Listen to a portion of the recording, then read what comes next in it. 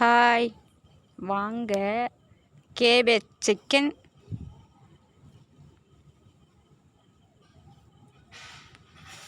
Potato fry எப்படி பண்ணுறதுன்னு பார்க்கலாம் வாங்க. கேபேஜ் சிக்கன் அது உருளைக்கிழங்குல செய்கிறது. சிக்கன் இல்லாமல் உருளைக்கிழங்குல செய்கிறது நல்லா சூப்பராக இருக்கும். அது எப்படி செய்யலான்னு வாங்க பார்க்கலாம். 2 உருளைக்கிழங்கு தாங்க எடுத்திருக்கேன். அது அழகாக தோல் சீக்கணும். கொஞ்சம் உருளைக்கிழங்கு வந்து ஃப்ரெஷ்ஷாக இருக்கணும், கொஞ்சம் பெரிய சைஸ் கிழங்காக இருக்கணும். அப்போ தான் அது கட் பண்ணாக்கா அழகாக குச்சி குச்சியாக வரும் சூப்பராக.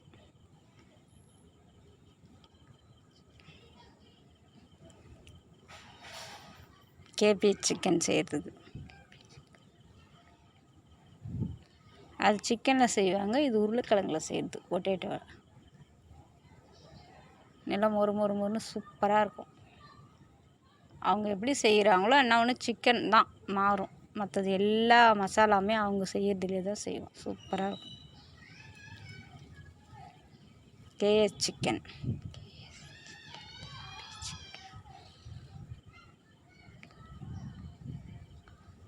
கேபேஜ் சிக்கன் நம்ம வந்து உருளைக்கிழங்குல செய்யலாம், சூப்பராக இருக்கும்.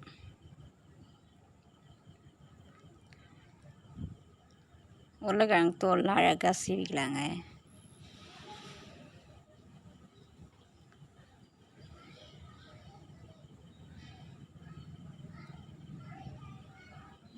முதல்ல நல்லா அலசிட்டேன் நான், மண் இல்லாமல் நல்லா தண்ணியில் போட்டு ஊற வச்சு அலசிட்டு தோல் சீவிட்டு ஒரு வாட்டி அலசிக்கலாம்.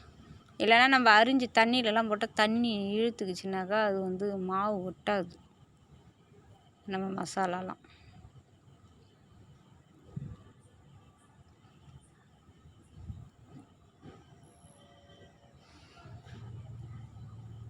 இந்த பாருங்கள், அழகாக ஒரு உருளைக்கிழங்கு அழகாக சூப்பராக கட் பண்ணிட்டேன் பாருங்கள். இது 2வது உருளைக்கிழங்கு கட் பண்ணுறது மட்டும் பார்க்கலாம் வாங்க. இந்த மாதிரி கட் பண்ணணுங்க.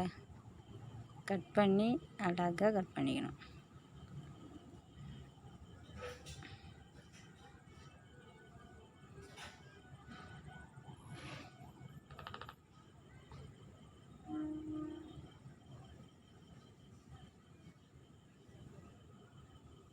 பாருங்கள், அது அழகாக லேஸாக கட் பண்ணணும். இப்படி லேஸ் கட் பண்ணோம்னா தான் அது அழகாக மெலிஸாக வரும், இல்லைன்னா மொத்தையாக வந்துடும் உருளைக்கிழங்கு கட் பண்ணுறது.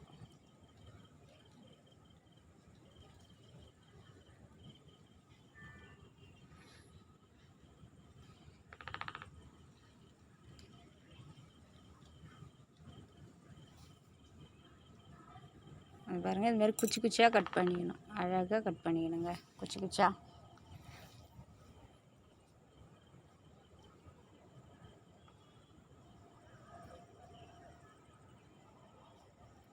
இதை பாருங்கள், எவ்வளோ அழகாக கட் பண்ணியிருக்கேன் பாருங்கள்.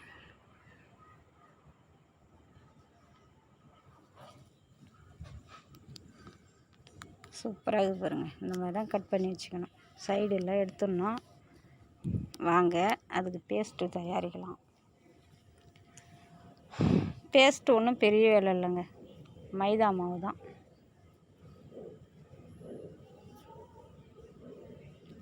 கொஞ்சம் நம்ம எவ்வளோ செய்ய போகிறோமோ அதுக்கு தகுந்த மாதிரி ஒரு 2 ஸ்பூன் 3 ஸ்பூன் அது மைதா மாவு கொஞ்சம் பேஸ்ட்டு ரெடி பண்ணால் போதும். நம்ம மைதா மாவு தான் செய்யணும், அப்போ தான் முறுமுறுப்பாக வரும். கோதுமை மாவு போட்டிங்கன்னா வதக்குன்னு ஆகிடும். இது செய்யறதுக்கு முற்றிலுமே மைதா மாவு தான் கலக்கணும்.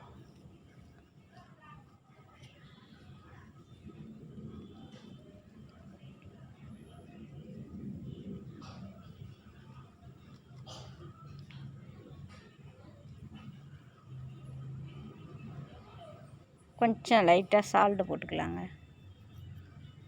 மைதா மாவு சால்ட்டு இது மட்டும்தான், வேறு எதுவுமே இல்லை. இது அப்படியே கொஞ்சம் கொஞ்சமாக தண்ணி ஊற்றி, ரொம்ப தண்ணியாகவும் இருக்கக்கூடாது, கெட்டியாக இருக்கணும். அந்த உருளைக்கிழங்கு எடுத்து அதில் முக்கணும்னா நல்லா ஒட்டணும்.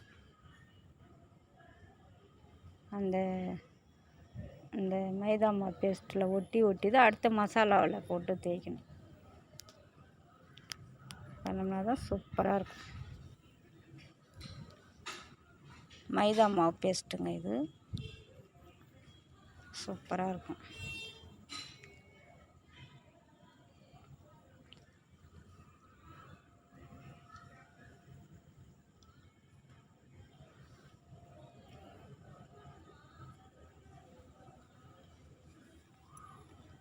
நல்லா கட்டி கட்டியாக இல்லாமல் நல்லா நைஸாக குழச்சிக்கணும். ஆனால் ரொம்ப தண்ணியாக இருக்கக்கூடாது, அந்த உருளைக்கிழங்குல ஒட்டாது.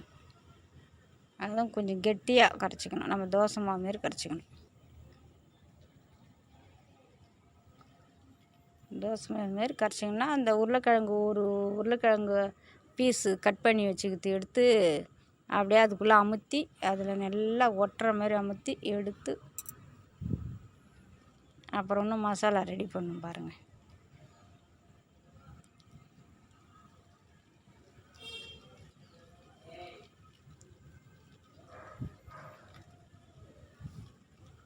நல்லா குழச்சாச்சுங்க மைதா மாவு. அதில் உப்பு மட்டும் போட்டால் போதும். காரெல்லாம் அடுத்தது இன்னும் ஒன்று ரெடி பண்ணும் போகிற அதில் தான் காரெல்லாம் போடும். கேஎஃப்சி சிக்கன் செய்கிறதுக்கு கேஎஃப்சி சிக்கன் சூப்பராக இருக்கும். நல்லா மொறுன்னு அது சிக்கனில் இருக்கும். நம்ம வாங்கிறது வீட்லேயும் செய்யலாம். இது நான் உருளைக்கிழங்குல செய்கிறோம். இது பாருங்கள், இதுக்கு மைதா மாவு தான் போட்டுக்கணுங்க, மேலே ஒட்டுறதுக்கும் மைதா மாவு.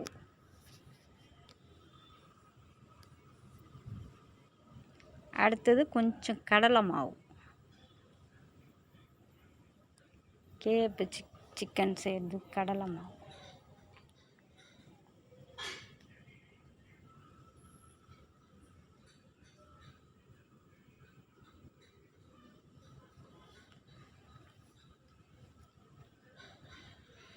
கடலை மாவு அதுக்கு தகுந்த மாரி உப்புங்க, சால்ட்டு போட்டுக்கலாம். நம்ம எவ்வளோ பொடி ரெடி பண்ணுறோமோ மசாலா அதுக்கு தகுந்த மாரி உப்பு திட்டமாக போட்டுக்கலாங்க.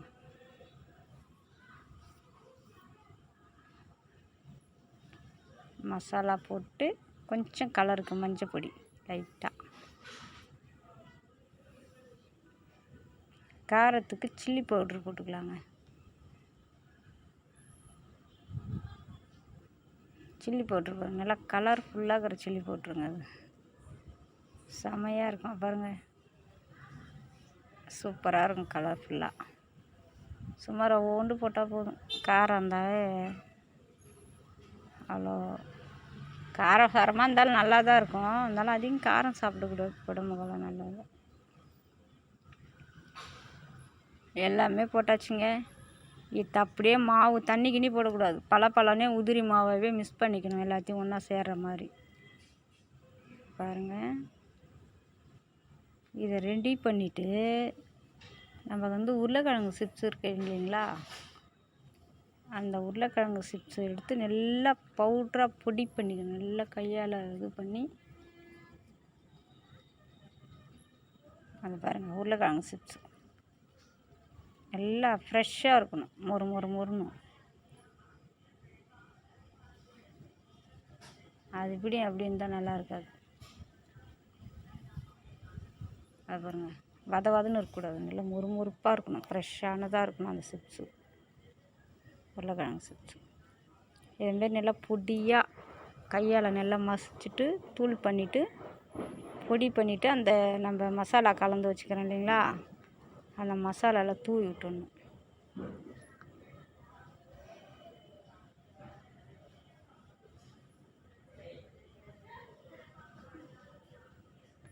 அது பாருங்கள்,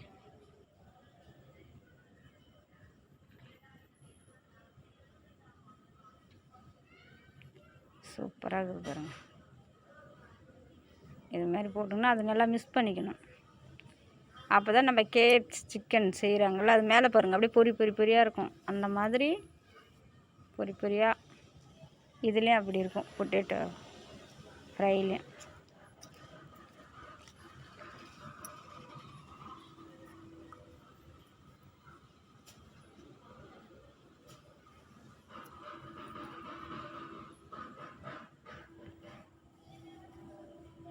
வாங்க எப்படி செய்யலான்னு பார்க்கலாம். ஒரு உருளைக்கிழங்கு எடுத்துக்கலாங்க, கட் பண்ணது.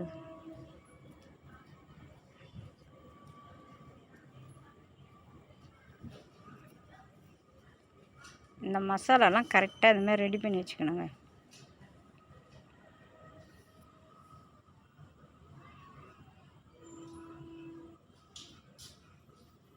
அது பாருங்க, ஒன்று எடுத்து நம்ம பேஸ்ட்டு ரெடி பண்ணி வச்சுக்கிறோம் இல்லைங்களா, மைதா மாவு பேஸ்ட்டு, அதுக்குள்ளே போட்டு நல்லா முக்கி எடுத்துக்கணுங்க. அதை பாருங்கள், அதை போட்டு அப்படியே கையால் வந்து அந்த பவுட்ரு மசாலா ரெடி பண்ணி வச்சுக்கிறோம் இல்லைங்களா, அதில் போட்டு நல்லா ஒரு பெரட்டி உருட்டி எடுத்து தனியாக பிளேட்டில் வச்சுக்கணுங்க. அது பாருங்கள், இந்த மாதிரி எல்லாம் ரெடி பண்ணி வச்சுக்கிட்டு தான் எண்ணெயில் பொரிக்க போகணுங்க. நம்ம எண்ணெயில் பொரிச்சிக்கினே ரெடி பண்ண முடியாது, எல்லாமே உட்காந்து அழகாக ரெடி பண்ணி வச்சுக்கணும். இதேமாரி தாங்க ஒரு பீஸும் எடுத்து அழகாக அந்த மசாலாவில் முக்கி இப்படி தான் செய்வாங்க கேபேஜ் சிக்கன்.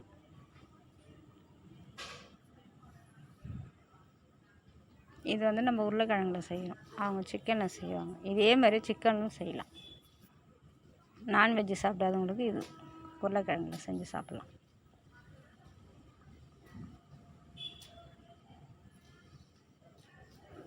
சூப்பராக இருக்கும். இதேமாரி தாங்க மொத்தமாக எல்லாத்தையும் ரெடி பண்ணி வச்சுக்கிட்டு அப்புறமா நம்ம எண்ணெய் கடாயில் நல்லா காய வைக்கணும்.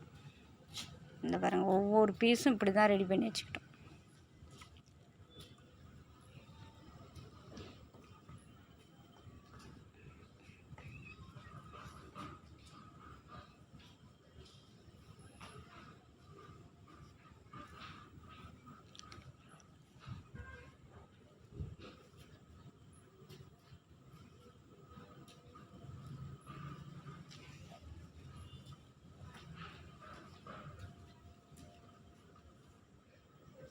அது கொஞ்சம் ஒட்டாது, கையால் நல்லா அமுத்தணும் மசாலா, அப்போ தான் நல்லா ஒட்டும்.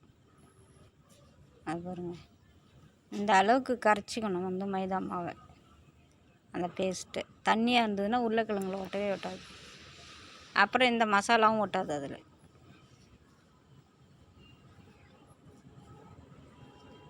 நல்லா கலர்ஃபுல்லாக பார்க்குறதுக்கே நல்லா சூப்பராக இருக்குது.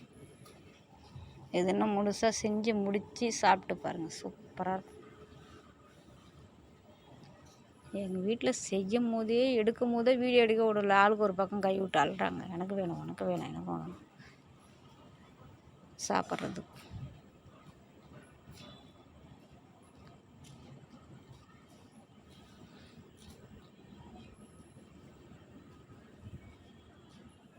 பாருங்க, ஒரு அளவு ரெடி பண்ணியாச்சு. இது மொத்தமும் ரெடி பண்ண கொஞ்சம் லேட் ஆகும். ஃபுல்லாக ரெடி பண்ணிவிட்டு அப்புறமா பொரிக்கிறத காமிக்கிறேங்க.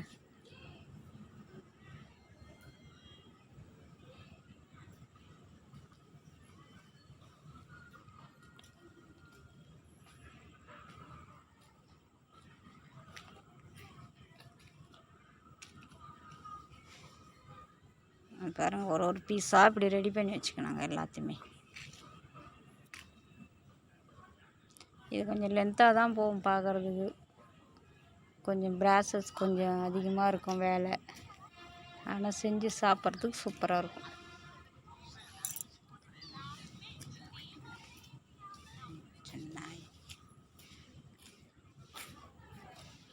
இந்த பாருங்கள், மொத்தமாக ரெடி பண்ணி வச்சுங்க எல்லாத்தையுமே செஞ்சு. இந்த மாதிரி தான் எல்லாத்தையும் ரெடி பண்ணி வச்சுக்கணும். கையில் ஒரு பிளேட்டில் வச்சுக்கிட்டு அப்படியே தவாவில் எண்ணெய் காஞ்சிட்டே இருக்கும். அப்படியே எடுத்துமே எண்ணெய்க்குள்ளே போட்டு நல்லா சூடு ஏறணும். எண்ணெய் ரொம்ப புகை கிளம்பி விட்றாதீங்க, எண்ணெய் லிமிட்டாக சூடு ஏறினா போதும். அதில் எடுத்து திட்டமாக கொஞ்சம் கொஞ்சமாக போட்டு பொரிக்கணும். நிறைய அள்ளி கொட்டிட்டிங்கனாக்கா அந்த மசாலாலாம் பிரிஞ்சிடும். அதேமாரி போட்ட உடனே கரண்டி போட்டு கலக்கக்கூடாது. பாருங்கள், கடலை எண்ணெய் தான் நாங்கள் எப்பவுமே யூஸ் பண்ணுவோம், நல்லா வாசனையாக இருக்கும். செக்கு எண்ணெய் கடலை எண்ணெய் தான் நாங்கள் யூஸ் பண்ணுவோம். எண்ணெயே மஞ்சளாக இருக்குது பாருங்கள், அதான் செக்கு எண்ணெய் கடலை எண்ணெய் தான் மஞ்சளாக இருக்கும், சூப்பராக இருக்கும்.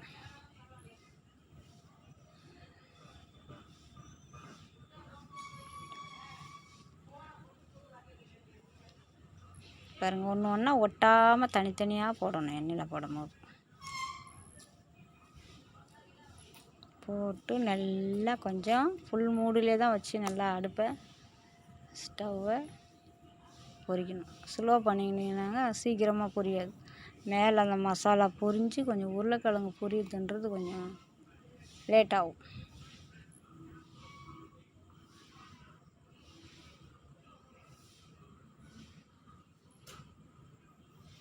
இது மாதிரி தாங்க பொரித்து எடுத்துக்கணும் நல்லா சூப்பராக.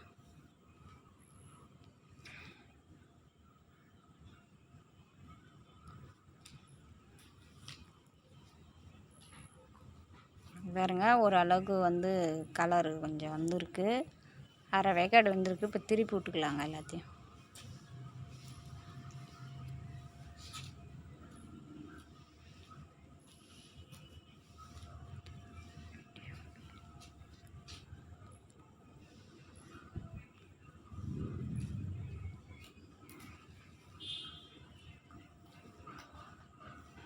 பாருங்க சூப்பராக இருக்குது பாருங்கள், பொரிஞ்சிருக்கு. அரை வேக்காடு தான் வெந்திருக்கு. திருப்பி விட்டு வேக வச்சுக்கலாங்க.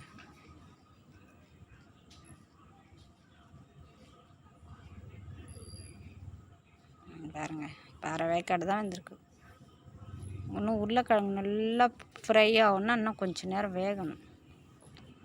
வெந்த பிறகு தான் மேலே மசாலா வெந்து உருளைக்கிழங்கு வேகணும்.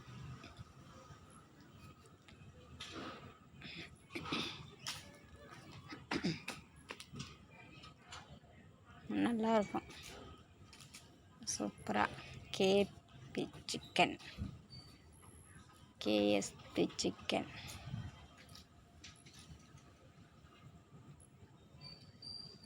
உருளைக்கிழங்கு நான்வெஜ் கவுச்சி சாப்பிடாதுங்க, இந்த மாதிரி செஞ்சு சாப்பிடுங்க, சூப்பராக இருக்கும்.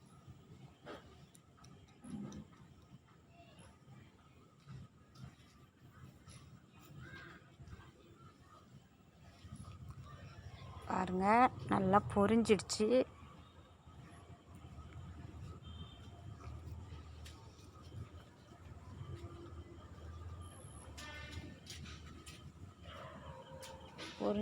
இப்போ அப்படியே எடுத்துக்கலாங்க, பிளேட்டில் மாற்றிக்கலாம்.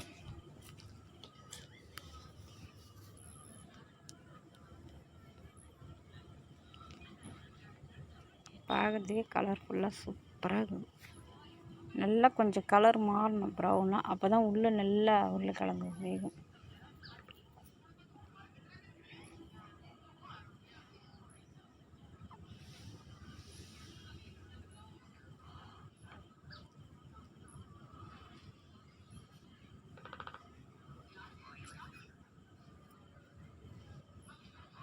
அது பாருங்கள் இந்த மாதிரி கலர் நல்லா ப்ரௌனாக ஆகணும். கொஞ்சம் ப்ரௌனாக நல்லா பொரிஞ்சு வரணும்.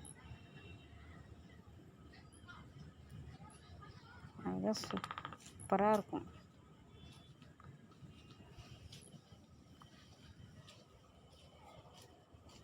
இது பாருங்கள் பார்க்கும் போது நல்லா கலர்ஃபுல்லாக அப்படியே நல்லா செம்மையாக இருக்குதுங்க. பாருங்கள் சூப்பராக செஞ்சாச்சு.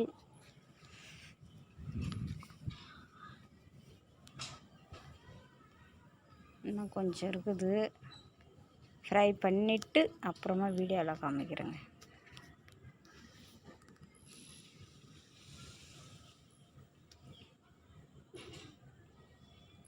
பொரிச்சாச்சுங்க எல்லாத்தையுமே. இது பாருங்கள், இதுக்கு வந்து தொட்டுக்க வந்து டொமேட்டோ சாஸ் தான் வைக்கணும். அதை வச்சு சாப்பிட்டா தான் சூப்பராக இருக்கும். பாருங்கள் ஃப்ரை நல்லா பாருங்கள், கேபி சிக்கன் சூப்பராக செஞ்சுருக்கேன் பாருங்கள்.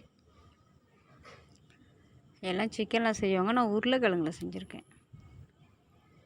இதுக்கு மசாலா தான் மெயின் ப்ராசஸ், எப்படி செய்யணுன்றது. அது பாருங்கள் சூப்பராக இருக்குது பாருங்கள். புட்டு காமிச்சாக்க அப்படியே சும்மா முறுமுறுன்னு உள்ளே நல்லா வெந்திருக்கு பாருங்கள். உருளைக்கிழங்குலாம் செமையாக இருக்குது, முறுமுறுப்பாக. நீங்களும் செஞ்சு சாப்பிடுங்க. சாப்பிட்டுட்டு கமெண்ட்ஸ் பண்ணுங்கள்.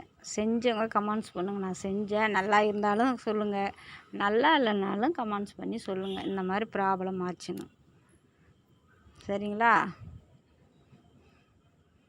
சூப்பராக செஞ்சாச்சு. கேபி சிக்கன் உருளைக்கிழங்குல செஞ்சுருக்கோம். பார்த்து பத்திரமா இருங்க.